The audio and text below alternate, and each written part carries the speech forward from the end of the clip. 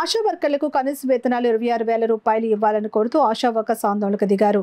5G mobile SIM కార్డులు ఇవ్వాలని వారు డిమాండ్ చేశారు. అర్బన్ తహసీల్దార్ కార్యాలయం వద్ద ఆశా వర్కర్లు రాష్ట్ర వ్యాప్త పిలుపులో భాగంగా ధర్నా కార్యక్రమం నిర్వహించారు.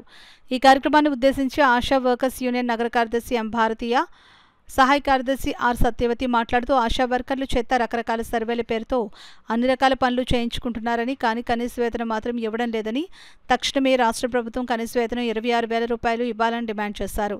అన్ని రకాల సర్వేలు ఆన్లైన్ చేయాలని, ఆశా వర్కర్లపై పనిభారం విపరీతంగా వేస్తున్నారని, ఆన్లైన్ చేసే సందర్భంలో నాణ్యమైన ఫోన్లు లేక చాలా ఇబ్బందులకు గురి అవుతున్నారని, తక్షణమే 5G టెక్నాలజీతో కొత్త సెల్ ఫోన్లు ఇవ్వాలని అన్నారు. జాతీయ సెలవులు, పండుగ సెలవుల సందర్భంలో ఆశా వర్కర్లకు సెలవులు ఇవ్వడానికి అధికారులు సిద్ధపడడం లేదని, అన్ని రకాల సెలవులు ఆశా వర్కర్లకు అమలు చేయాలని కోరారు. ఈ కార్యక్రమానికి CITU కాకినాడ నగర convenor Malaka Venkataramana, co convenor Paluveli Veerababu హాజరై మాట్లాడుతూ ఆశా వర్కర్లను మీటింగ్ల పేరుతో అస్తమానం PHCలకు పిలుస్తున్నారని, వారికి TADAలు ఇవ్వడం లేదని, వీరికి ఇచ్చే జీతంలో ఈ మీటింగ్లకు తిరగడం కోసమే సగం జీతం ఖర్చు అవుతుందని, తక్షణమే TADAలు చెల్లించాలని అన్నారు. ఆశా వర్కర్లకు రికార్డుల పేరుతో రకరకాల రికార్డులను కొనుగోలు చేయిస్తున్నారని, ఈ రికార్డులను ప్రభుత్వమే అందించాలని కోరారు. డిమాండ్లతో కూడిన వినతిపత్రాన్ని అర్బన్ తహసీల్దార్ వారికి అందించారు.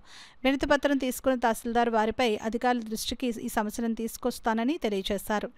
ఈ కార్యక్రమంలో ఆశా వర్కర్స్ యూనియన్ నగర కోశాధికారి CH వేణి, అమ్ములు, పాప, మల్లేశ్వరి, M నాగలక్ష్మి, N కుమారి, కల్పన, రోషిని, బి రాణి, ధనకుమారి, సత్యవతి, ఊర్మిళ తదితరులు పాల్గొన్నారు. మరి ఇప్పుడు అన్ని సెలవులు కూడా, పండగ సెలవులు కానీ, మరి గవర్నమెంట్ లో ప్రతిదీ జాతీయ సెలవులు అన్ని కూడా మాకు వర్తింప చేయాలని కోరుతా ఉన్నాము. మరి గత ప్రభుత్వం అయితే మరి మేము ఎన్నో ధర్నాలు చేసాము. అయితే మేము గత ప్రభుత్వంలో ధర్నాలు చేసినప్పుడు ప్రతి నాయకులు వచ్చి మీకు జీతాలు మా ప్రభుత్వం వచ్చినప్పుడు మేము జీతాలు పెంచుతామని వాగ్దానాలు చేశారు. మరి ఆ వాగ్దానాలు ఎందుకు పనికి రాకుండా పోయినాయి అని మేము నమ్ముతున్నాం. మాకైతే వెట్టి చాకరీ ఎక్కువైపోతుంది. మరి ఆశా వర్కర్లుగా మమ్మల్ని గుర్తించి కనీస వేతనం 26,000 ఇవ్వాలి. అలాగే మరి దేశవ్యాప్తంగా చూసుకుంటే గతంలో కరోనాలో కూడా మేము ఆశా వర్కర్లు చాలా వారియర్స్ గా పనిచేసామని అందరికీ తెలుసు. మరి గతంలో మోడీ ప్రభుత్వం గారు మరి మాకైతే మరి కరోనాలో నెలకు 1000 రూపాయలు చొప్పున ఇస్తామని చెప్పారు. మరి అవి కూడా ఇవ్వలేదు. అలాగే మాకు అప్పటి నుంచి ఇప్పటి వరకు 12 సంవత్సరాలు అయింది ఆయన వచ్చి. మరి ఇప్పటికీ కూడా ఆశా వర్కర్ల జీతాలు మరి పెంచలేదు.